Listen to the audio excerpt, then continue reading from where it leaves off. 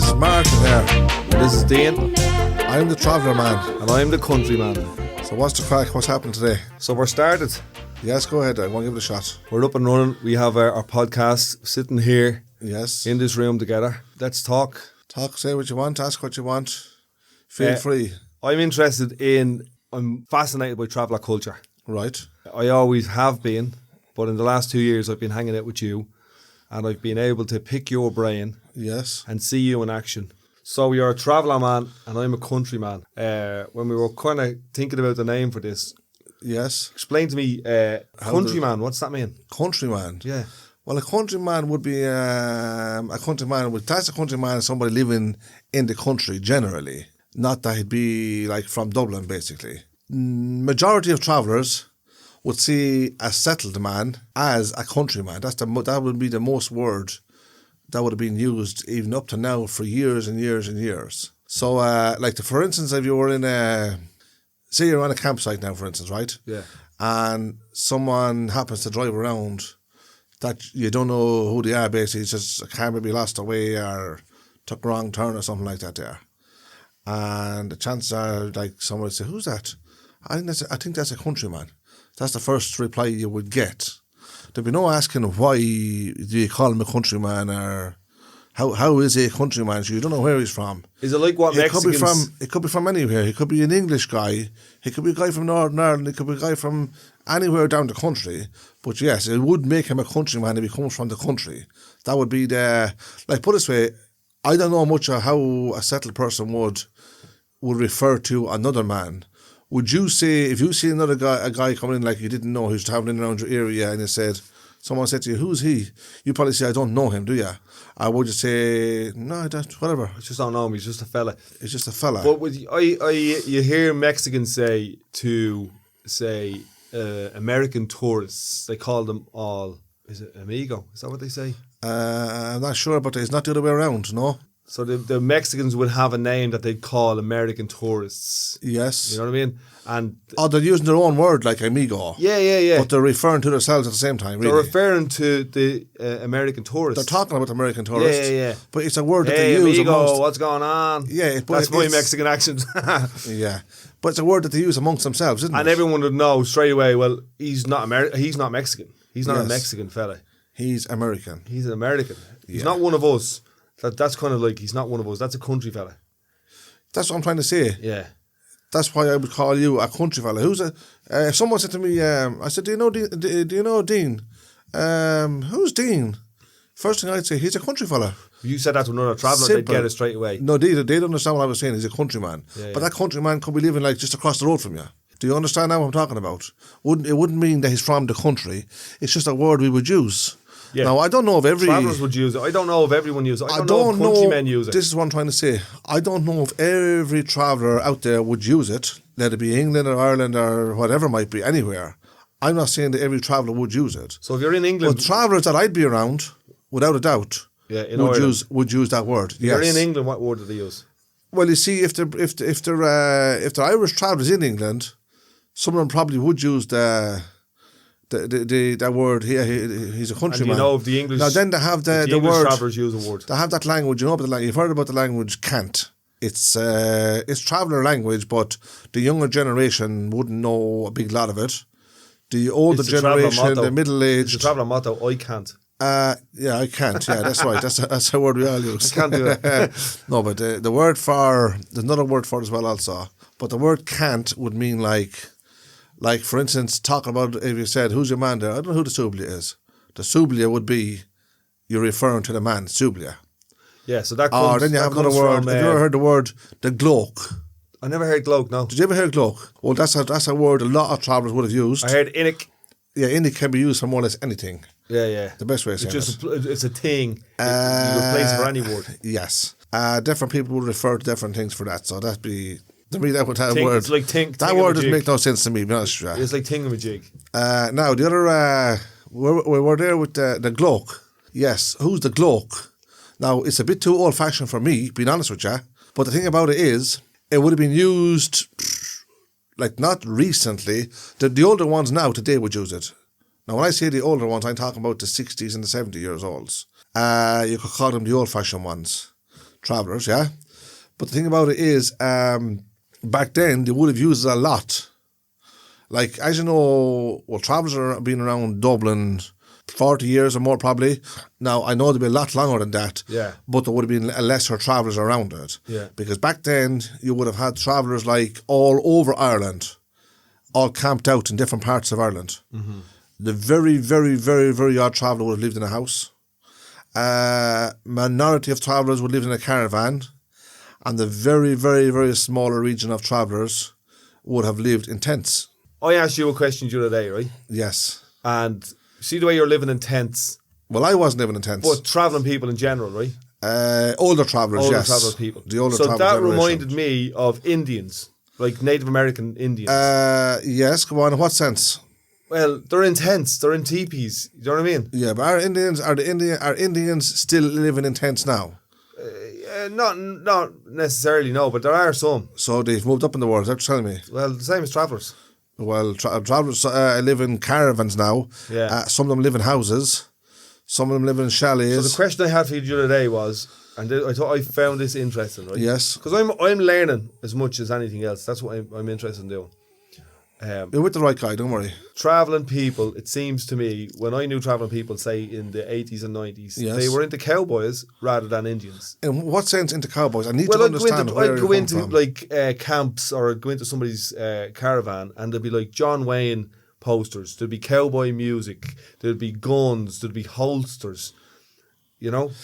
Are you talking about kids? No, I'm talking about men. But men would, if they had guns then, they wouldn't have toy guns. Not toy guns, like replicas or cowboy guns, or you know what I mean? As ornaments. As ornaments. Yeah, you would have exactly. seen. Yeah, you would have big seen long rifles as ornaments. Yeah, but it was all I don't know- cowboy stuff. I don't know who you were mixing with or who you're talking about. Yeah. Or what travellers that you knew back then.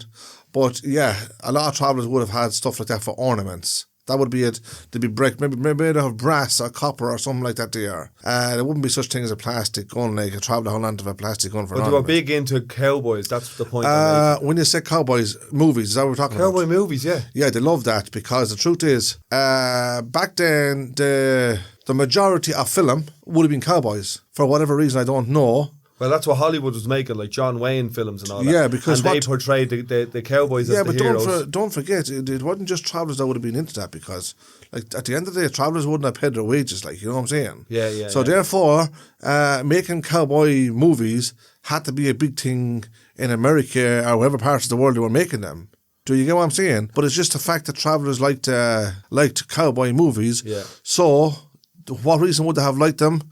Because they were probably more popular on TV. Yeah, Back then at the time with the black and white television, yeah? With the two leads put onto a battery. There wasn't Yes, that's true. Is that where you get the power from? That's how it was. So you'd have a black and white TV, the Yes. power leads coming out onto a battery. Without a doubt. And there would have been no electricity. See, how would you have fixed electricity if you were moving around all the time? So basically, they used their brains. They got battery TVs. It's like having just a little camper van. You'd be up and ready and gone. Yeah, like that sort of thing, yes. And you wouldn't have water. A camper van today is an easier lifestyle. Back then, there was nothing easy for travellers, and I'm not acting the old-fashioned guy here, but what I am saying is, I can say, let's say, briefly remember little bits of it, but then again, up until what? Up until, like, say, 30 years ago. Now, 30 years ago seems like a long, long time, but it's not. Do you get what I'm saying? So, therefore, that's when, I remember when, say, we used to use generators. So you'd have a diesel generator out the back. And at this time, it was an official council site, but there would have been no electricity on it. There would have been like an outside tap, an outside running tap, basically. So we're talking about this is like a halting site. It was a halting site, Because, yeah. just let's clear No, up. but- Let's yeah, clear up. yeah. Before we move on, because we're getting deep into stuff and we're saying a lot of things that people will go, I never heard those words before. I don't know the Yeah. difference between what you're talking about, a camp, a halting site. No, I'll tell you the difference of a camp. This is how it was with a camp, right? Basically, right, you could call a camp anywhere. You could be travelling along the road with your caravan, towing your caravan, and decide to pull on the side of a road, which did happen. Lots and lots and lots. Look at here. It was the culture of travellers, the best way I put it back then, right? Now, they pull on the side of the road, and then that was a camp. That was classed as a camp. So they set up their whatever, let it be a tent at the time. I'm saying they would have towed a caravan, understand that. Those who had caravans. Those who didn't have a caravan would have set up a tent. Right, but the thing about it was, you made it your camp then. Do you see what I'm saying? As I said, it would be a little bit before my time, be truthful about it. What age are you now? I'm only 50 now, I'm only a young lad. So I'm going back, say, I'm not going back before 50 years, I'm going back 30, 35 years. Yeah. Do you get what I'm saying? Because it's about as much as I can remember. But I was talking to the likes of, say, some of the older folk now, they would probably tell me a lot more, or be able to tell you a lot more, if you want to put it that way, about the side of the road, the camps, how they set up camps, where they got their water, no electricity supply. Back then they probably wouldn't even have a generator. Maybe the odd one would. A generator, as you know, it supplies electricity. So they'll be running off just like enough just to buckets of water over stream. Right. Enough just to run a light and maybe a TV. Yeah. And be very happy with that. A little light when they be using candlelight. The difference with the camp was you might be lucky to pull in where there might be.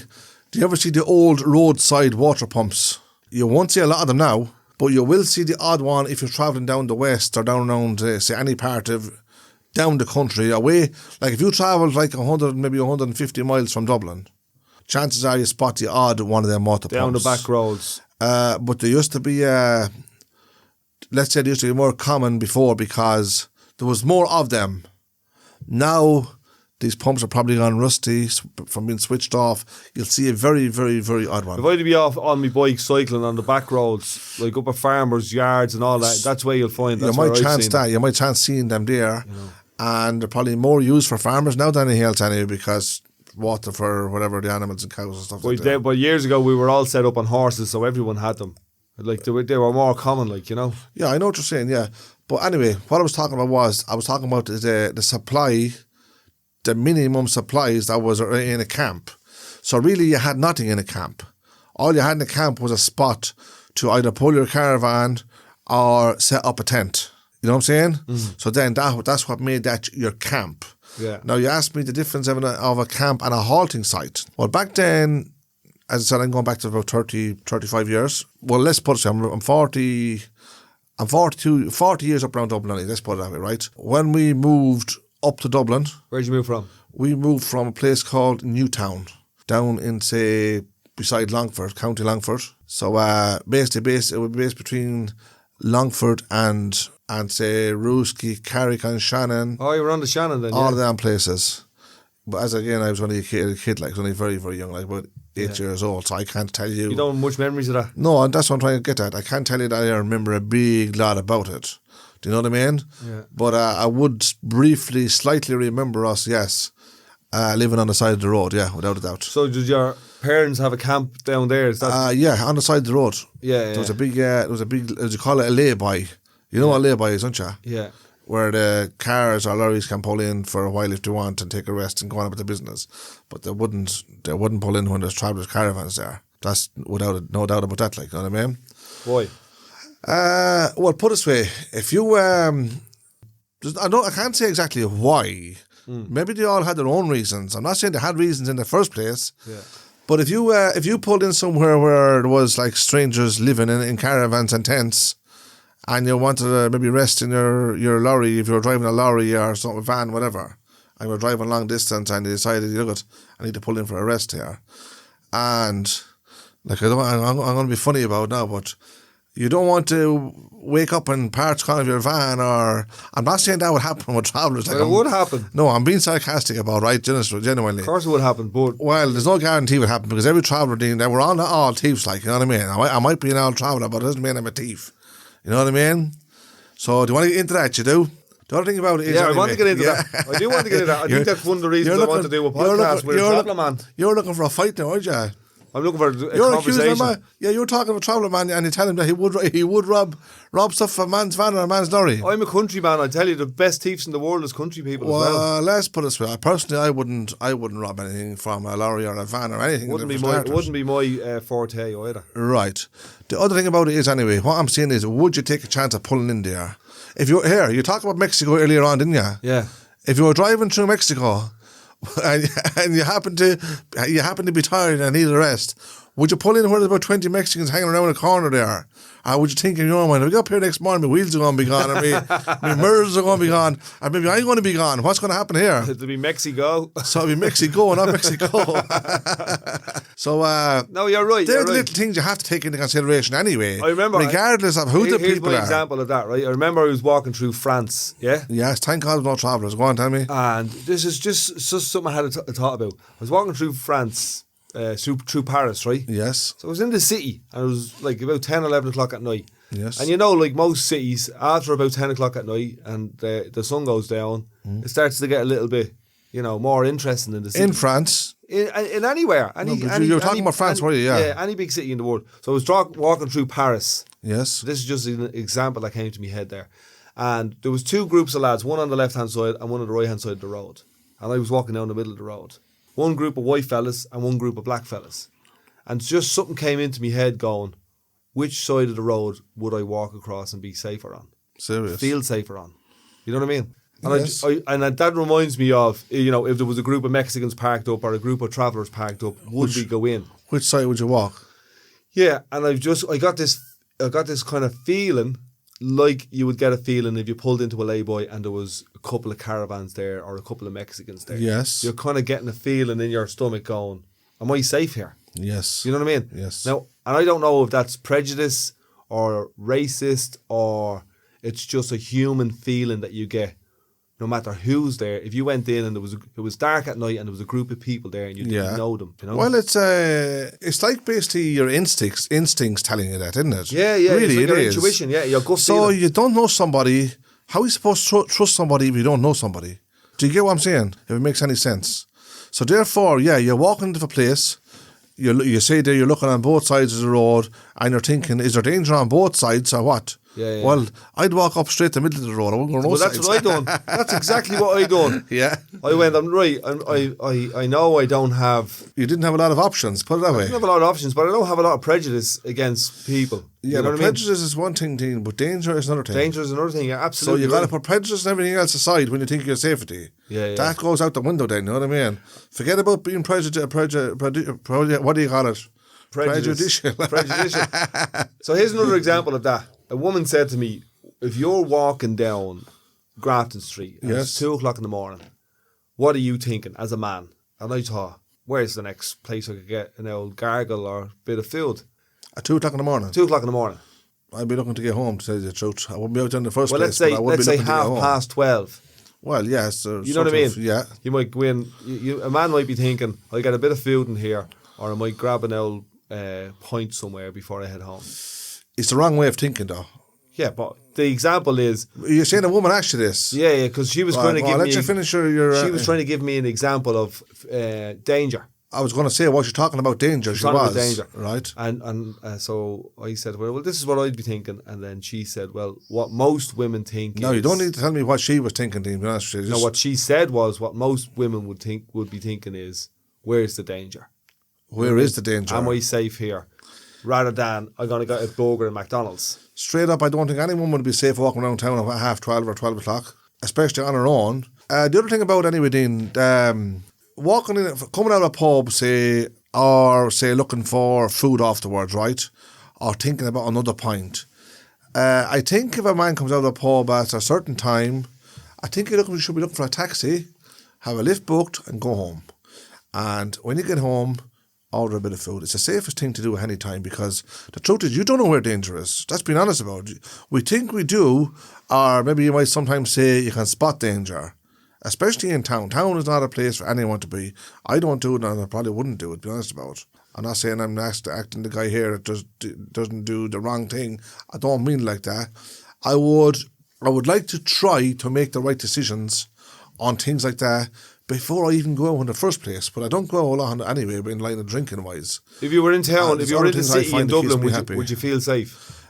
Dublin, when you say of an evening, let's say of an evening, 12 o'clock. Well, you see, 12 o'clock, as I said to you earlier on, 12 o'clock, you don't know who's lurking in the streets. That's being honest about it, right? Yeah. We have so much, we have so much different cultures in our country now. Yeah. That, and I'm not pointing fingers at any culture, don't get me wrong in that. So, there's people we know, people we don't know.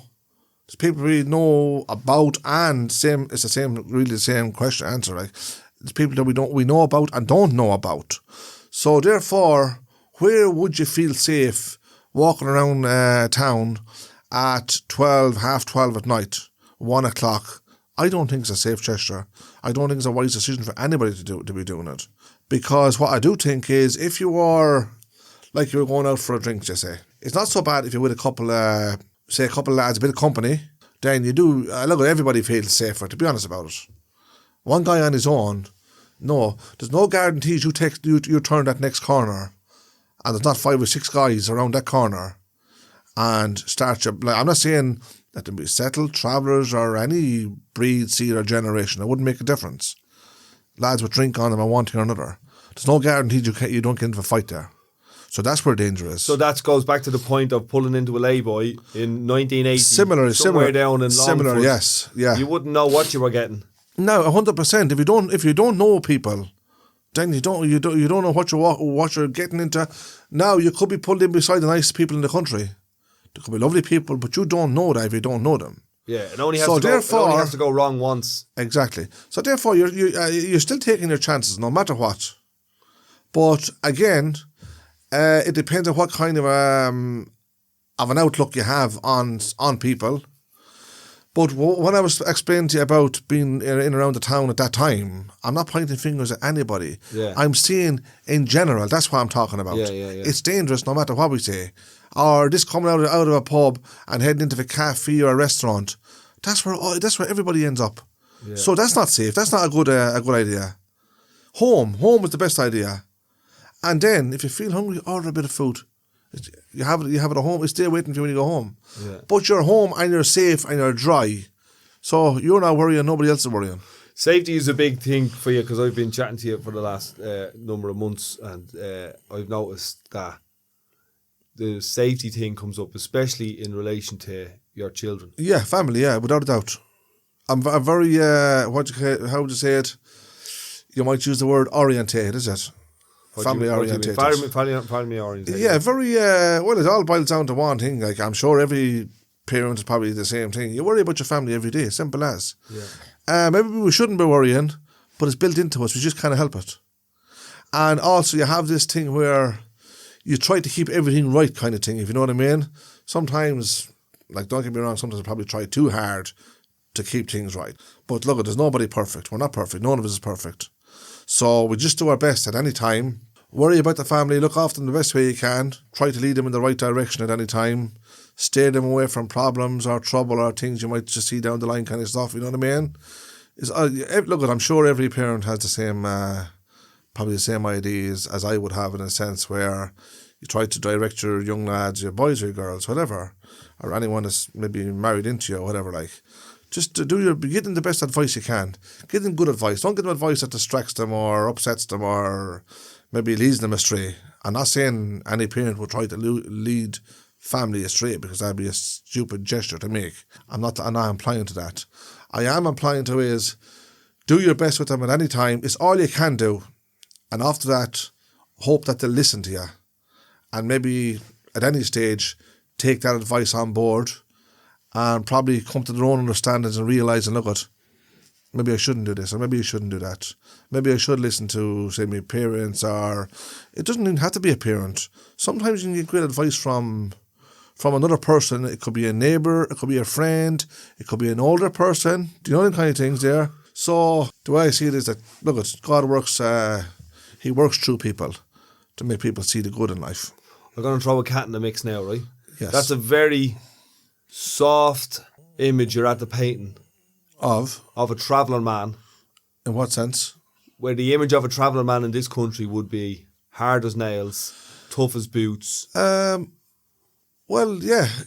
Look, there is some travellers like that. Yes, hard as nails and tough as boots.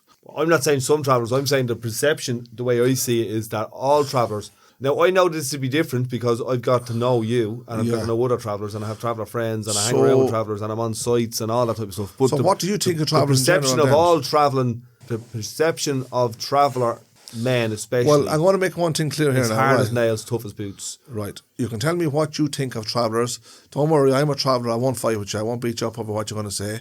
Okay? Yeah. But what do you think in general? What I've learned is, like, when I'm with you or I'm with, any travelling people that I hang out with, Yes? I don't see the traveller. In what sense? I'll tell you what you don't see. Yeah. You're saying you don't see the traveller, you don't see violence. Is that what you're saying? No. I'm not. What I'm saying is I don't see. Is that what you're saying? I don't see the traveller anymore. I probably used to see the traveller, but now I see. Like, I was up earlier on with you there, and there was a couple of girls at the gate, and they were talking. The little babies. The little babies. Yeah. Now, They were all my grandnieces. 5 years ago, I would have looked at them going, they're traveller children. God bless them, yeah. Now I look at them going, they're just children. Yeah, they're beautiful, aren't they? And they're when I all look my- at you, I just see a man. Yeah. They're all my grandnieces, all little kids at that time. We didn't pray with them, yeah? Yeah. Remember I got them to bless their face in their little prayer? Yeah, and I poured some holy water on them. Well, they're all my grandnieces, God bless them. So you're saying to me, if you seen them 5 years ago, you would have seen the traveller child. Exactly. But now you see the human being side of it. Is that what you're saying? Just a child. You see her as a little child, not about where she comes from, or who she brought up to, or what she was born into, basically. Is that what you're saying? Yeah, none of that. I don't see any of that. Do you not? Today I was with a friend of mine, and he would be what's called half caste, for example. Right, go and he on. has a new baby. Right, Yeah. yes. Now, I just see him as a man, and I just see the baby as a baby. You don't see colour, is that what you're saying to Don't me? see the colour. No, we're not supposed to see colour, Dean, be honest with you. But we do. No, I don't. I've never in my life felt that way about somebody. That like a colour should matter, a race should matter, or where they come from. No, that never. As a traveller man myself, I've never looked upon somebody like that, because the way I see it, no matter what we think, or no matter who we think we are or where we come from, let us be rich or poor, black, white, whatever, you name it. It doesn't make a difference. We're all one in this world. And the people that can't understand that and can't see it, I'd say God help them, because they're blind to it, obviously, without a doubt. You have to understand also as well that a person might be blind to things in a sense where, like, look at, I'm looking at somebody and I'm judging them. I don't need to be judging people, because I don't know what kind of lifestyles they have, for starters, number one. Just by looking at them, I don't know, they could be the nicest person that I might ever meet or even ever get to know. I don't know them things until I get talking to them, for starters, or I get to know them. But if I never get to know them, then I'll never ever know how bad or how nice of a person they were. So we are under the, how would you call it? We sort of take it into our own opinions, if you like. We try to give ourselves an understanding, but this understanding might be wrong. Mm-hmm. Whereas, like, you've often heard the saying there, don't judge the book by its cover.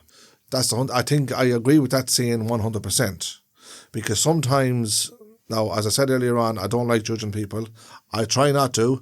It doesn't make me perfect, doesn't make me a saint in any way, but I genuinely do try not to judge people. On the other hand, for instance, right, you don't know somebody. Doesn't mean you want to know them or you get to know them. Yeah. You let them on about their business anyway, one way or another, if you know what I'm saying, if it makes any sense. It's not like we're going to get to know everybody in this world. We're not. We're only we'll only get to know a certain amount of people in life anyway. Do you get what I'm trying to say? Yeah, like really get to know them. They say that most people only get to know about 100 or 150 people in their life. Is that right? Yeah. Well, that's something I never looked into, being honest about it. I've never took that into consideration. Yeah, that's Like, the general size of the group of people. If I went back 10 years ago, just say, right? Yeah. And people that I knew, and I'm not talking about travellers, when you get to know a traveller, the chances are you'll never forget that traveller. Yeah. Do you get what I'm saying, if it makes any sense? But I have known, because, I'll tell you why, because, well, there's probably lots of reasons why. One of the reasons would be that I'd hear his name, even if he was living in England or let him go to America, wherever he wants to go, I'd hear his name every now and again. Could be once in a blue moon, but I'd hear it. And I'd say, yes, I knew him very well. Or I used to know him. Yeah. Or I remember that guy. Yeah, now I know who you're talking about. That sort of stuff. So the chances are, once you get to know a traveller, you'll probably never forget him. I wouldn't be a big, how would I say, I have known settled people. Now, I can't honestly say that I've ever mixed with settled people, because I probably don't. But I've done lots of deals with settled people. Like in the line of, like buying and selling a car now, right? Well, I'd go to buy a car, look through what I've done deals or whatever ways that we find cars, right? And maybe ring that person, get an address or whatever, go out there, look at the car, have a haggle, have a deal and whatever, right? So now I'm getting to know that person, but only briefly. If it's a couple of minutes at the most. But do you understand? Yeah. So now, therefore then, this is what I'm trying to say is, this is how I would have mixed with settled people. This is what I'm talking about. I wouldn't have mixed with settled people in a sense where getting to know them permanently, if you know what I'm talking about. Yeah, you wouldn't have hanging out with them, going and doing things with them. No, because I'm all about, I'm all about my family, being honest about it. Yeah. I'd rather spend more time with my family than I do with... But then you could say that you wouldn't have hung out with too many travelling people outside your family either. No, in the line of sense of hanging out, no, but I would have known them. Yeah. I'd visit them. I'd see them every now and again. I bump into them here and there. It could be anywhere. Here's the question: do you have any country people who you consider friends? There was one there, and I'm still thinking about. His name is Dean. I don't know, so I'm not sure.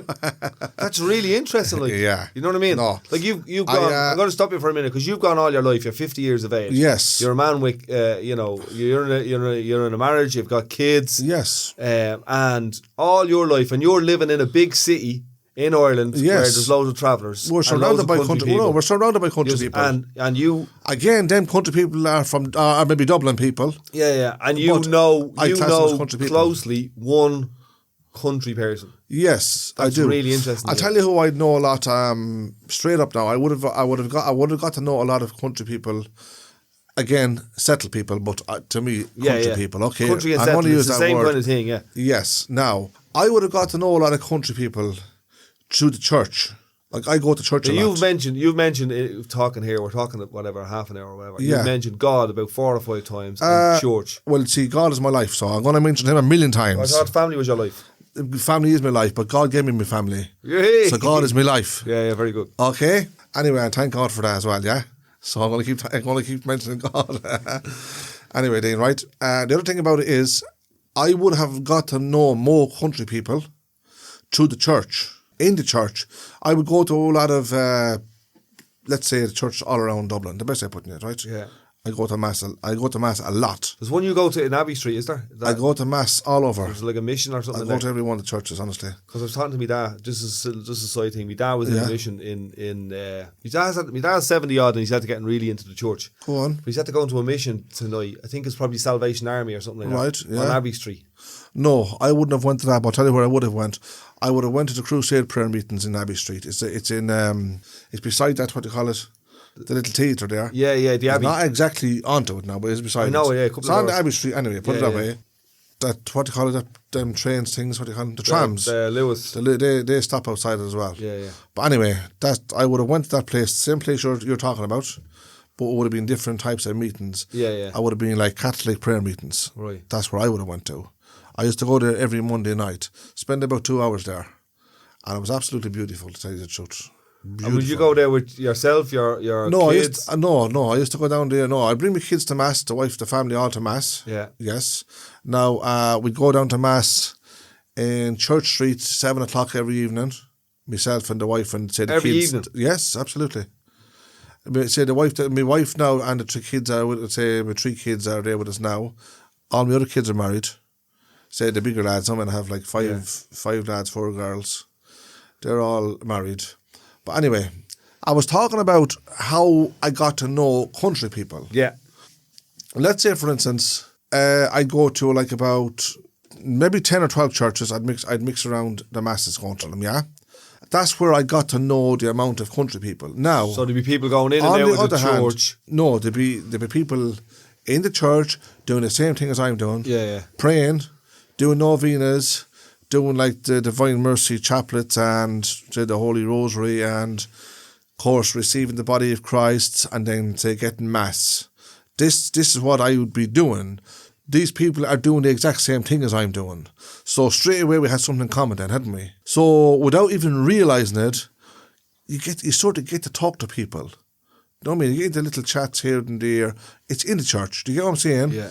Like, I'm talking about years and years of doing this now. Before you know it, you know people's names in the church then. Almost every time then you go into the church, you might have a little brief chat. It's simple. Maybe could be only a couple of words when you say hello or goodbye or whatever it might be. If you take that in all the churches I go to, well then, it means I made a lot of friends. Yeah. Think about it. There's a congregation in every church. Now, I'm not saying I got to know absolutely everybody, but believe me, I got to know a lot of people. And the fact that we were all doing the one thing, straight up, it made us humble people. Very good. So I got to know a lot of nice, decent, humble people. Now, don't get me wrong, most of these people would all be older than me, being honest about it, and say, they'd have great old stories to tell, if you know what I'm saying now. Countryman stories, not travellers. Is there a difference? No, there'd be a difference in a sense, but it'd be good differences, if you know what I'm saying. Yeah.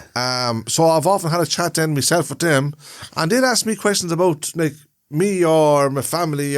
Look, when they get to know me, they know I'm a traveller. You know what I'm saying? Yeah. So I'd have great conversations with some of them, yes.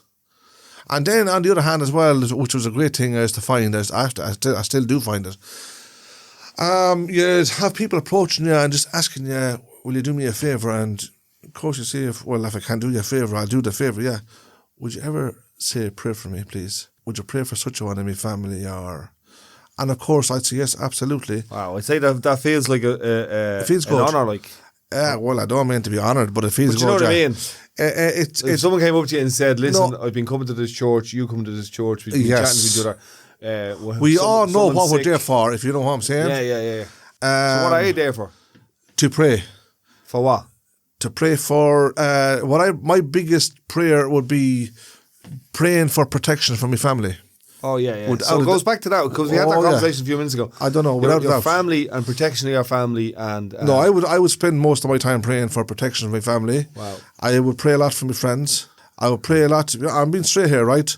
I would pray a lot for people that don't like me. Now, I don't class, I've never classed a person as my enemy. Yeah. Never, ever did. But... that's not to say people wouldn't class me as their enemy. So see the way you are. That's their way of thinking. See the way you are. You're Martin. Yes. Right? And that's me.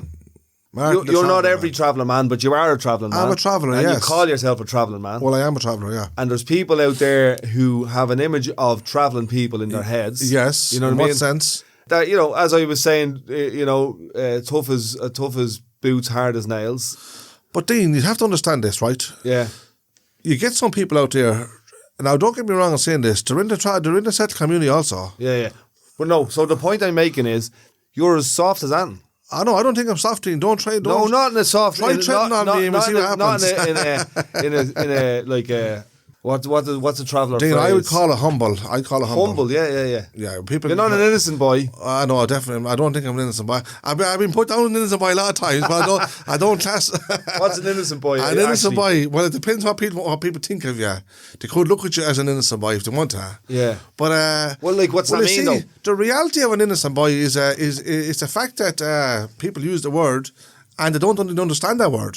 Yeah. Because think about, if you're an innocent man, it means you're a good man. Think about it. I know what that means, but I think it means this fella's a bit... An idiot. Yeah. You're thick or you're stupid or you're heedless or... You wouldn't know your arse from your elbow. That kind of stuff. Yeah, that's trying to say, yes. So but I won't... how to say it to you? I don't know many person. A lot of people use that word. Yeah. Yeah, I have to say, yes, I have heard travellers use that word. But they use it. I've heard travellers when they're vexing each other, right? When they're slagging each other off, when they're trying you're only an innocent boy. When they're trying to get a rise out of somebody. A what? Like they're trying to get a rise out of somebody. A rise, like an argument, like get their blood up. Yeah. Yeah. They go, shut your old innocent boy, but then they lay it in. they lay in heavy with other stuff as well. Yeah, but the thing about it is some people use that word in a fun way, and yes, you might have the odd person that will use it in an angry sort of a way. It's a silly word. Being honest about it, it's a silly word. It's for me, it's a very childish word because I don't see any sense in it. When someone says you're innocent, it means you're on the right of something. That's the best way of saying it. That's my perspective of it. So I wouldn't... So you're not an innocent boy? No, Dean, stop. You're acting an innocent boy. Martin, you don't... I know there's not a typical traveller, but you're not the typical traveller. In what sense? The traveller image that's portrayed in Ireland, that settled people or country people talk about... Yes. You don't fit that description. You don't fit that description whatsoever. Well, if it's a bad description, I don't want to fit it. So there's generally only bad descriptions, as far as I can tell. Yeah, but you can't. You can't change people's way of thinking. And I'm saying this in a sense where, right, the fact that they don't know you, but if they get to know you, yeah, then you can change their way. That's where the part of the problem is, and it's probably one of the reasons why. Dean, what I was saying was, right, why we should do this podcast so don't people worry can about get this. to know. Don't worry about this. We're not even having a sensible chat. Well, wait and be sensible. We're having a normal chat. Thing about it is, you cannot change people's way of thinking. Yeah. If they don't know you. Or if they don't want that. No. Go on, No, there is ways of doing things. But if they do know you, and they get to know you, then you can change their ways of thinking. You're not the person that they thought you are, or that they think that you are. Do you get what I'm saying? So basically, it's like, how would I say it? Did you ever bump into somebody and you'd be chatting them for a minute or two, and when you walk away, you say, gee, he's a nice lad, isn't he? Yeah. No, I didn't. Sound I didn't know, but he seems to be a sound lad. Yeah. He seems to be a nice chap. Know what I mean? They're the kind of words you'd use. So therefore, you're saying that because you got to know him for that little minute or two. Doesn't mean you know him, but you got to know that bit. Yeah, but people would say, and I've heard this, he's a sound fella for a traveller.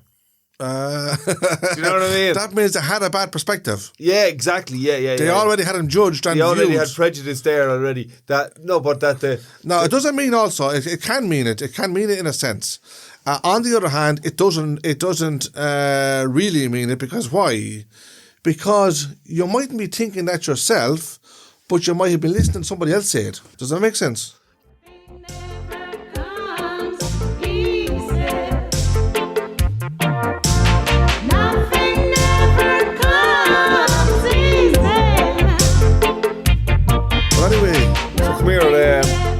What makes you happy? What makes me happy? What makes you happy?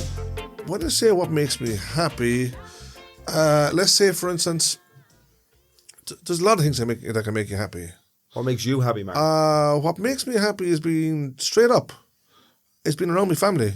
Yeah. That's being honest about. Now, that's including, like, say, me wife, my kids, my grandkids. I have son-in-laws, daughter-in-laws. Now, don't get me wrong, I probably don't see them every single day. But the fact that everything is well with them and they're healthy and alive and well, that's what keeps me happy.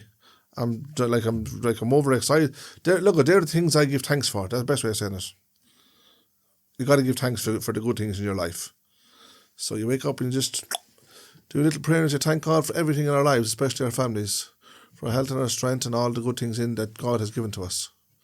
So yes, family makes me happy. But don't get me wrong, family can be stressful too. Oh, without a doubt, family can. Don't get me wrong, I love them, but yeah, I've heard one person saying, "I love to see them coming, but I like to see them going as well." yeah. How long are you staying? When are you going home? It's time for a rest here, or time to move along to something else. But no, that would be the general thing. Is yes, family keeps me happy, and I can probably say this, Dean. Look, it's silly to think anything different. I'm sure everybody thinks the same way. Like family makes them happy. Simple as. But family is not what we're sold. No, we're not sold. No. You know what I mean? What are we sold? We're sold gold watches and cars. And no, I'd like a good old gold watch, and I'd like a good old car too. Would you? Yeah. No, but these things wouldn't make you happy. Like, you know what I mean? They say the best things in life come free. Yeah. Who do we get them from? Think about it. God, is that what you're saying? The man above, yes, the man above, of course. I don't know if I'm I'm not as religious as you. I'm not as I'm not saying I'm religious. Yeah. I am saying things that I do things that keeps me happy, keeps my family happy. Yeah. Things I feel that protects us, and that is what I do. Simple as. Yeah. And I'm never going to change that, no matter what. I can tell you that for sure. I'll be doing what I'm doing, and I'll probably do it for the rest of my entire life. And please God, hopefully, my family take off to that as well. Yes, without a doubt. See, the younger generation is hard to get them to do these things. Now, I'm not saying I'm old. I'm not old. But I am saying there's younger than me still, even though I'm saying to you. Yeah. It's hard to get them to... the older people than, say, myself now, right? Like some our parents and grandparents, they would have been great, being honest about. They had a great faith. Let's say they passed it down, if you want. You know what I mean? The good beliefs, without a doubt. Like, what I'm thinking is here, like, if the next generation, such as, say, my generation, basically, can do the same thing, keep the faith alive and pass it on again, then the younger people, the younger generation, which would be my kids and, say, the grandkids, please God, that they would do the same thing, pass it down to them also. But, for instance, right, you teach somebody how to pray. I'm only saying, like, take the kids there, 6 and 7 year olds. It's fun for them, you know what I'm saying to you? Yeah, it's really when you're teaching them how to pray, right? But when they get being older then, if you're teaching them, they get more of an understanding. Now, up to about, say, whatever, be honest, about 15, 16 years old, some of the kids are great. They'll tag along to Mass. They'll do a few prayers in the morning, a few prayers in the evening.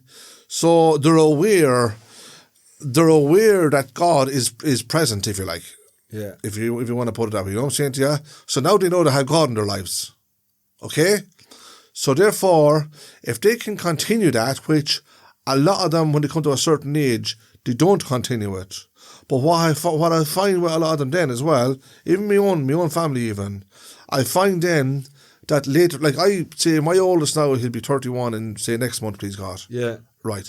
So therefore, what I find in the family now is that, like, let's put it this way, when I was, say, from my the oldest basically, up along, say, down child. to, my youngest now is 12, right? God bless her. She's the baby girl.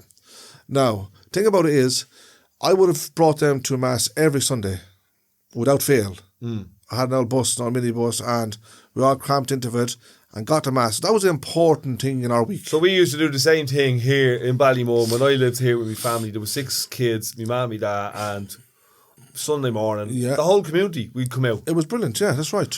The church back then would be full. So what I'm saying is, where did it fall down? Because that's not the way it is now. I'll tell you where they fall down. I'll tell you where they fall down. I'm not saying this is exactly where they fall down. No, I'm not even saying the church. I'm saying, where did the whole thing fall down? The family, it's the people, it's the congregation, it's the people themselves. Yeah. Thing about it is, right, if you're, let's say, a church-going family, and your duty as a father will be, if you're going to Mass, bring your kids with you. Yeah. As simple as that, right? Now, and as I say, as a father and a mother, like, you know what I mean? You bring the kids along with you then, so you can tell them what to do up to a certain age. But for some reason or another, when they hit like 16, 17 years of age, somehow it's they become despondent. So they start, let's say, pulling back, if you like. So now you're telling them, like I do anyway, well, you have Mass this morning, what time are you going to Mass, that kind of thing. Yeah, I'm going to 11, or I'll go this evening. So laziness is kicking in there for starters. Yeah. Do you know what I mean? Yeah, well, they're teenagers. This is what I'm trying to point out. This is what I'm trying to say. And so what I was trying to say was, so I'm getting the body is going full of changes and all that. No, what I'm trying to say here, Dean, is they're slightly not listening now, what you're telling them what to do, basically. Yeah. For instance, right? I'm not saying that everybody, I'm saying some people, right? Now, at this stage, they know how to pray. They know about Mass. They know the Word of God. They've heard it over and over and over in the church. Right. So therefore, when they hit that age, then for some reason or another, I can't explain why, I don't know why, they sort of fall back. It might be a teenage thing, it's possible, right? But what I do notice then, when they sort of get over that barrier, as you call it, they somehow fall back into it again. Mm-hmm. But I remember a person telling me one time in the church, because I was talking about, say, when kids hit a certain age, They don't see, they want to hang around with their mates or whatever it might be, say the boys. And they don't seem to be interested in church anymore. And I remember a person telling me, was actually an old person in the church one time, and we were just having a chat about that. And tells me, no, don't worry about that. They come back to church again. Don't worry about it. Just give them their own time. And it's true, they have. Yeah, well, it's like anything else. It's just kids playing football at 10, 11, 12. Yes. And then they head off for 3 or 4 years. Yes. And then they come back. They come back to it so again. So kids are off exploring. So, yeah, things are changing for them in their lives. They're off exploring, they're off experimenting, they're off holding hands and kissing each other and jumping over bleeding fences or whatever, you know? Yes. And I think that part of it, as you're saying, that's normal. It's exploring. Yeah, I think that's what it is, yeah. But that's not what I'm saying. I'm saying, let's say, for example, this community here, it feels like that we've kind of lost our way a bit as a whole community, not just as individual families or as individual people. You know what I mean? So something has... In what sense? Well, this community here would be notorious. You're talking about the settled community here, is that what you're saying? The settled community, the travel community, the whole community. Okay, so my experience in the 80s, for example, in this community was there was a lot more togetherness, family togetherness and community togetherness. In the settled community?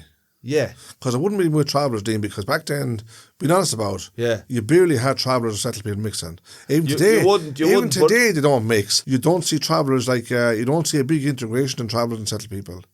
Young lads, all right, when they go to schools, to probably get to know, look, whether it be in England or Ireland, it wouldn't make a difference. Travellers and settled, but they're mixing as young lads in the schools. Yeah. Do you know what I mean? And then some of them can become best friends, but they're only like in their 12s and 13 years of age, 10 years of age, whatever. But sure, as life goes on, then they drift away from each other, you know what I'm saying? There'll be certain things that we won't be able to, both of us... That you wouldn't talk about on this podcast. That both of us won't feel comfortable The thing about it is, you're right about that. There would be a lot of things I wouldn't talk about on this here. Yeah. So because I'll tell you why. So by talking about it, we'll find out which they are. Oh, yeah, we get to know each other. You could ask me a lot of questions about travellers, for instance. Yeah. And for me not to upset travellers, certain travellers, or not to offend any travellers, I wouldn't answer them in a way that you might want to hear. Do you understand? So I'd be, let's say, for instance, if you ask me a certain question about a certain traveller, like, what do you think it is or what do you think of that? I'll probably tell you what I think of it, but it's going to be in a right and mannerly answer, because I wouldn't like to put in a sense where I'm bad-mouthing somebody or basically giving a person a bad image, if you like. So therefore then when you're not doing these things, you're not upsetting somebody, or you're not making anybody it's the one thing, you're not making anybody angry, or make anybody think that you're actually a bad person for representing that sort of that conversation in a bad manner, Yeah. So as we go on with this podcast, yes, right, there will be certain things. Let's face it, if we're calling this podcast a traveller and a countryman. Traveller and a countryman, yes. The reason that we have a distinction is because there's kind of two separate cultures. Well, you see, the thing about the different cultures is that, for me, I'm thinking this way. I could be thinking wrong also. I think the settled man is more open about conversation, no matter what it might be. Whereas a traveller is not. I'm not completely open about certain conversations. There is conversations, and there might be questions that you could ask me through this that I won't answer in the way that you'd be thinking I'd answer them, because I probably don't want to go into that field, if you know what I'm saying, into that area, if you understand. Could you give me examples of them, just by, you know what I mean? So I know there's certain spaces or certain conversations that... if you ask me about... let's say, for instance, right, you ask me about a certain person who's into, just say, fighting, for instance. Yeah. Well, it's very simple. I'm going to speak good about him. Yeah. That's the honest, genuinely honest opinion. If you ask me about... I'm going to ask you this now, right? Like, for instance, you said to me, why do... Go ahead, go on. I'm going to ask you this. Traveller women, traveller girls... Yes. ...are not really... discussed much. Right, we're going to cut that out now, because I don't want to talk about traveller girls or traveller women. It's not my place to actually talk about traveller women or traveller girls, because I could. But it is your place to talk about why they mightn't be discussed. No, it's not about not discussing them. It's because I wouldn't want to offend them by my way of thinking. My way of thinking mightn't be their way of thinking. Even if I didn't mean any harm, if I meant good, if I was talking actually good about certain individuals, that might still be enough. It might be enough to upset somebody. But there would be no intention of upsetting somebody, if you understand what I mean. So you probably won't get me discussing anything about traveller women or traveller girls, because whatever is going on in their lives is generally their own business. So the chances are, if I had a conversation about them, I'd go in and maybe upset, in a sense where, when I say upset, I don't mean I go in and upset them. I mean is that I'd probably end up saying something and it would sound like I'm actually judging them. Yeah. I don't want to do that. So let's say, for example, I'm not into that me, stuff. me and you are here and we have a guest on. Depending who the guest would be, yes. Let's say it's a female traveller. No, it won't happen. It will never happen. I can tell you now that it will never happen, because there's nobody out there will allow their girls, for instance, to come on something like this. Well, let's say it's not their girls. Let's say If it's a fully grown adult older woman. Chances are you get an older woman, such as like we're talking someone my mother's age probably. Yeah. Do you get what I'm saying? Someone in their maybe 60s or 70s. Well, let's say it's someone like Eileen Flynn, the senator. They might talk. Eileen Flynn, she's a good talker. We know that. Yeah. She didn't get to where she is. She talked the head off a hammer. As well, she's good. We all know that. She didn't get to be where she is for nothing. As a fellow, keeping her mouth shut. Exactly. Now you have it. There might be topics that she would probably want to talk about. Yes, but don't forget, she is what would you call her? Free spirit, is it? She'd be a woman who probably, she's great. We know that. She'd be someone who would talk freely also. But then there could be questions there where it might be embarrassing, what I might want to get involved with or even answer to, like, you know what I mean? Well, no, I don't know what you mean.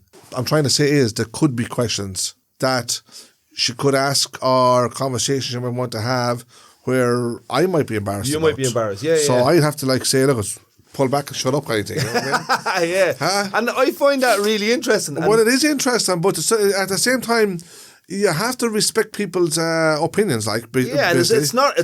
I'm not looking for a free for all. We can talk about anything and we can say anything, but there are things that we could talk about that may not be getting talked about in Irish society, especially between a traveller and a countryman. Yes, because what we're doing here is not common. It's not. And we're just having a chat. Like, I understand that. Yeah, but it's not common. These chats don't happen. No. No, I know what you mean. They don't be. So you're probably not happening often enough. Maybe, yeah. I don't know. I just thinking, like, say, as I said earlier on, certain things. I'll be honest with you, from my own perspective as well. Also, there's certain things I like to talk about, certain things I don't like to talk about. Yeah. So you might say to me, talk about such a person and this one, that one, the other one. It doesn't mean I want to talk about everybody or tell everybody's life story, because I could tell somebody's life story and it could upset them. They might want me telling their life stories. I can talk for me on my own behalf as a traveller man, basically. So who am I upsetting them? Myself. So do I beat myself up? No, I'm not going to do that. Do you get what I'm saying? I do get what you're saying. So I understand what you're saying. For instance, right here, someone asked me a question about you, yeah? Yeah. Whether you're in the room or not, right? And I tried to answer that question. The chances are that I could answer it in a way where you might want it to be answered. Do you get what I'm saying? Yeah. But only that we would know each other, so we'd sort of understand each other, if it makes any sense. Yes, I do. So one thing I'm learning about you is that that's something that you think about. That's something that you consider. If you've done the same thing with me, that wouldn't be in my head whatsoever. No, I understand that, because I know you. And I wouldn't be thinking about the other person and I couldn't say anything about them. I would just talk about what I think. No, I'm saying if someone asked me a question about you. Yeah.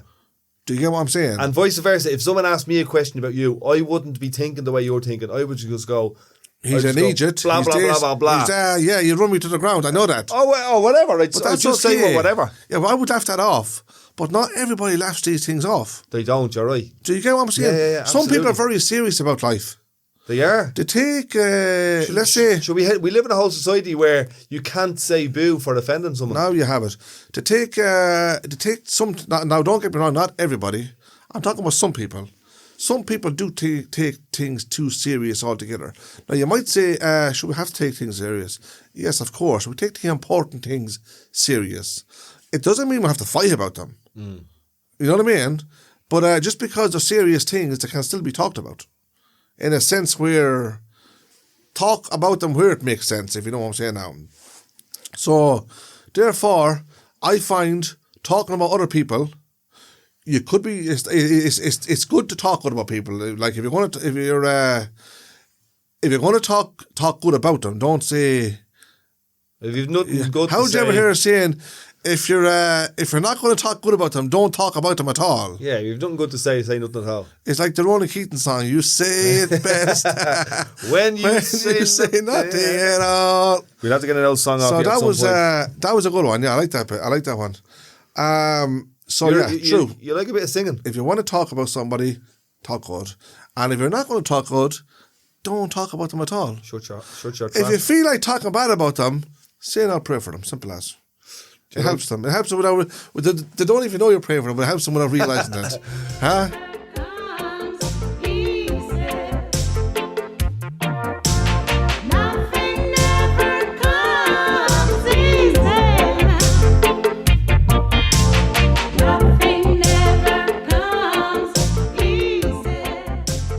Like a bit of singing? When I say singing, like I wouldn't class myself as a singer, no. Be honest about it. You're at the belting out the old. No, I know. I often what do you call it? When I'm not aware of myself, I let one or two old words out. Yeah. Who are you into? I wouldn't class myself as a singer. Who do I listen to? Yeah. I like a bit of American country. The likes of say Hank Williams now. So we're going back to the cowboy stuff. No, we're not going back to cowboys. He wasn't a cowboy. Was he not? He was probably never on a horse in his life. Yeah. So how come everybody? What's Hank Williams sing? The problem with you, Dean, is you're hanging around with too much cowboys. I'm hanging around with you, am I? Yeah. He sings American country, all good songs. Give us an example. And he wrote. It's like he wrote a lot of songs about his own life, as a matter of fact. Give us an example. I don't know what. That is the example about his own life. Could you sing me a line? He had let's say he had a very lonesome life. You want to put it that way? Can you sing me a line? No, I wouldn't be up to singing right now, to be honest with you. No. Give me the name of a song then. Well, he has hundreds of songs. Give me one. No, I can't even think of one. You're nervous now. That's it, because I'm getting you to sing. No, I'm not nervous, honestly. Thing about it is, he's a good singer, yeah. And if you have never heard him sing, look him up. Hank Williams. I tell you who I would like singing now. UB40. A good bit of reggae. I like a nice bit of reggae. The early UB40 or the later? Good music is good for the soul, you know. I reckon it nourishes the soul. It's very, very good. So if you have a good choice of music, other singers, no, likes of, again, American country would be likes of George Jones. I was talking to you the other day. You said you liked Eminem. Eminem. No, you said to me they're rap singers. Yeah. You asked me if you were to pick a rap singer, what rap singer would you pick? I said to you, Eminem is one of the best rap singers out there. But the only problem is he comes out with too much bad language in his songs. Yeah. So I can't play that kind of music around my family. Like if I put on an old bit of music to hear, I put on a nice old country Hank Williams song. Nobody's getting offended. Well, they all get offended because everyone who hates him. I love him. So they all fight with me, don't they? When you knock him off, I say, hold on for a second. I say, when there's nobody else around, he's around. So I like listening to him, and that's how it is. But yeah, George Jones, a good singer. Who's that? George Jones. George Jones. Vernon Oxford. These are all guys. No. I'll do a bit of research now. No, I'm telling you, this is the thing. I only pick good music, so you have no problem researching that. Vernon Oxford is one of the best. He is one of the best country singers, American country singers, that you probably will ever hear. But it depends if you're into that. If you don't like American country, then you don't like Vernon Oxford. I like reggae. I like hip hop. Like rap music. Not so much. I like a good bit of reggae, like Bob Marley. Bob Marley's my number one now. Mainly what I would have listened through the years would have been UB40 because they have literally hundreds of good songs. I like the early UB40 stuff. I like all the stuff. Yeah. Honestly, all the stuff. Now, I'm not saying every single song is a brilliant song. I don't mean like that. But I do like listening to UB40, but I've listened to them for years and years. I actually got to meet them one time, actually. Did you? Yeah, in a pub in Birmingham. Believe it or not, a long, long time ago. But We're going to start singing there. music. Long yes, make a song out of ago. that. Yeah, it's very easy to make a song to, isn't it? Sure, you can literally make a song out of absolutely nothing if you want to put it that way. But yeah, that's the music side of me now, Dean. I like that. That's who I like singing.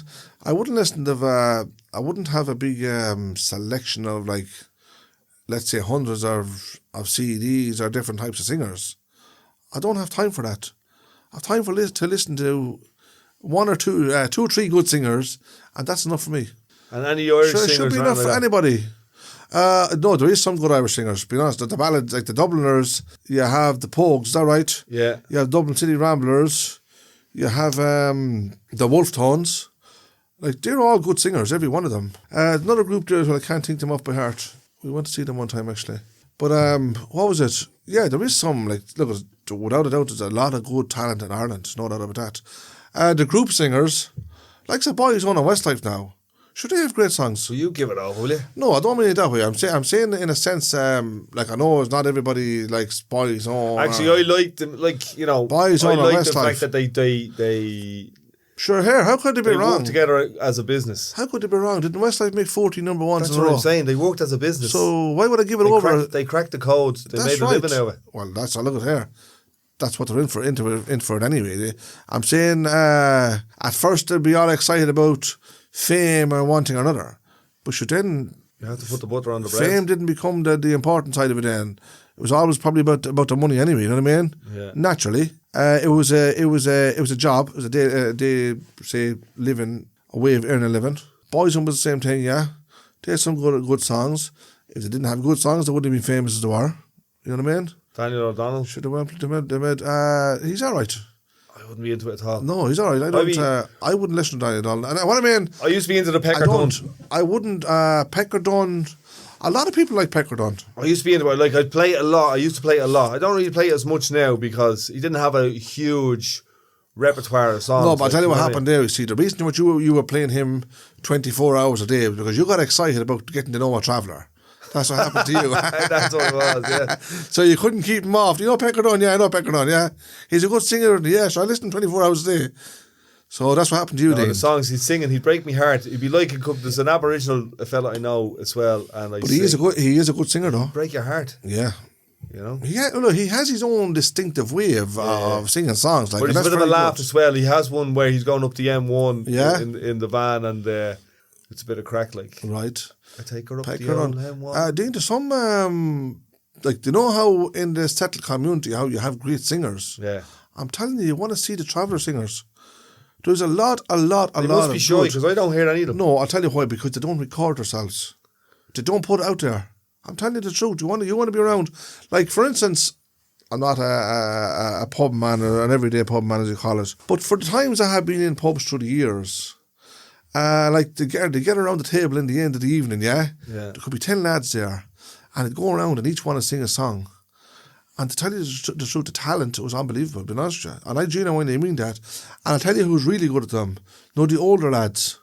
Like the lads I'm talking about now being their maybe 60s, 65s, going on 70s, where, like, say, now I don't mean I was like sitting around these lads. What I am saying is I have heard them sing. These are the old Toronto lads. They all look like Yeah. Elvis.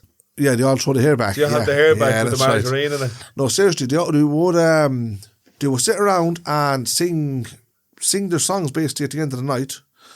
And the truth is, you'd be surprised how some of them, how good some of them could sing. But as you said, you've never heard travellers singing. You're right about that, because travellers never really let it be down to a lack of confidence of what I don't know. It probably was, or ways of. Well, as you said, if they were living in a camp on the side of the road with a paraffin lamp and an old generator, sure, where would they be getting in to record? Yeah, but don't forget, back at them times there was recordings all over the world. Think about it. Absolutely, yeah. Sure, here if you take the real old country singers, some of their songs tells the story of how they lived. They lived in shacks, so basically it was nothing short of living in a tent. Like, they were poor as could possibly be, and yet they went on to read. Here, let's put it this way: they just got that opportunity of recording songs. So that's how it went out then. And of course, people got to know them and got to like them. And that's where they made their living then. Travellers didn't have the opportunity. Even today, they don't have the opportunity. Now, don't get me wrong. I'm not saying you've got the opportunity. You're on the airwaves now with your podcast. I'm not, here. Whoa, hold up the horses there for a minute, will you please? What I'm trying to say is, Dean, the opportunities are there, yeah. The places are there, like recording studios and stuff like that there. Yeah. But the chances are, like, if they don't know somebody in that area, the chances are, if they went to a door to actually record a song, the chances are they'd be told go. For what? I don't know why, honestly. You know what I'm talking about. But, so it can, it can, what do you call it? It can diffuse their confidence, if you want to put it that way. You know what I mean? Yeah. So they don't even want to walk down the next door and try, because why? It feels like we're going to get turned away from the door as well. Now, I'm not using that one, like this discrimination one, and that's not the case here. I am saying is confidence. Do you get what I'm saying? I absolutely get it. So sometimes it can be down to, of course, it's down to, a lot of times it's down to talent, but you have to get the chance to show your talent. Do you get what I'm saying? So after that, then it can be luck. Because don't worry, there is talented people in the world who never had the chance either. Like, it's not just travellers.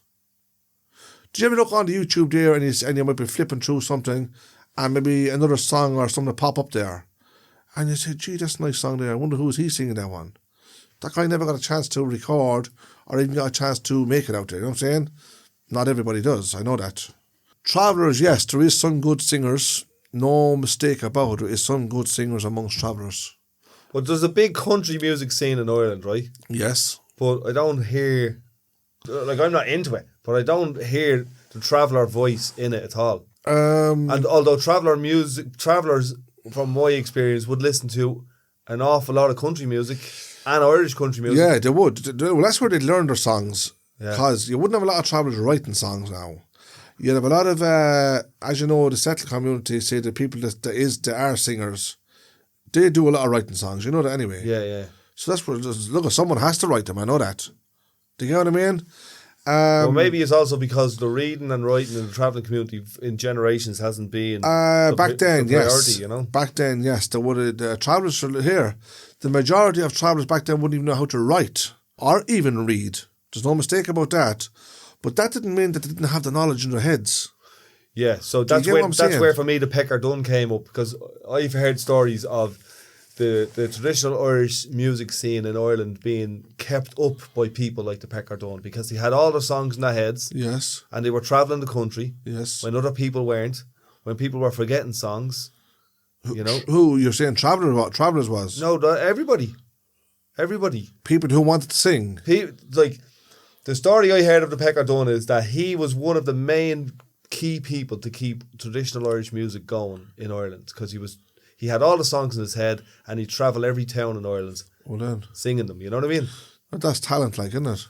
Yeah, well, it's also how it just shows you that you know, having reading and writing, it's not always that's right, where it's at, because the stories were stored in his head. Like, so are you saying they were his own songs? They were his songs and other people's songs. No, I understand what you're saying now. And he took them around the whole country. Yeah.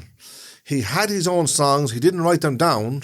Yeah. But he learned them. He learned them. He practiced what was going on inside him, basically, in his head. Yes. Yeah. Yeah, that's actually good. That's a good thing, all right. But again, it all boils back to that one thing: talent. It does. If he didn't have it in his head, I mean, he wouldn't have it in the first place. The other thing is hard work, getting up and getting out and getting on the road. Yeah, well, that's the willing side of it. What is like wanting to make it, like, you know what I mean? But or having to make it. Sure, look at all the singers anyway, all the country singers. Well, it didn't have to be country singers, it could be any types of singers. And yes, they did do that. They were up and down the country, all over the whole country, England and Ireland, or whatever, America, wherever it might be, in vans and buses, travelling from pillar to post, just to get their songs out there. So yeah, there is a lot of effort in trying to become somebody, as a fellow would say. But even still now, like, I have a few mates who are musicians, and travelling and touring is the only way they're making money. They're not making money off nothing else. No, well, they're not making it like me, sitting down. Sitting here doing nothing. But they might selling out a couple of T-shirts, but there's no one buying music. When's the last time you bought music? Be a long time ago. You know, and if it was probably an L1 now euro if you want CD. music, CD. sure, you go on to the, what do you call it? Yeah, if you have CDs, fine, but there's no one buying CDs though. 9 times out, no, that's right. you're going to look through that YouTube there and you have every song that you ever wanted on it. Yeah. Every singer, like, from all over the whole world is on it. So, it's, I don't know how they're making money out of music now, I need to be honest about. Touring. They're out, they're doing all touring. these concerts and... Ed Sheeran's at the doing concerts up and down this country. Yeah, that's right. That's the only way they're making money. Yeah, and he's making big money out of it, isn't he? You know. They're all back on the road like the travelling man. Yeah, but it's probably not an easy job anyway, is it? It couldn't be an easy job because if they're on the road every day and they're on stage every night, how can that be easy? But they are getting well paid for it. They're earning enough money where they can sit down for 6 months then if they want. So that's the crack there anyway. So I don't know what else. I think we might be all right for tonight. Yeah, I don't know. What do you think yourself? That's the first one in the bag. We give that a try and see how it goes. So now then, the old traveller and the countryman. Yeah, the traveller and the countryman. Let us know what you think. Come back to us. Give us a bit of feedback. Yes. And we'll see you soon. We'll see you on the road.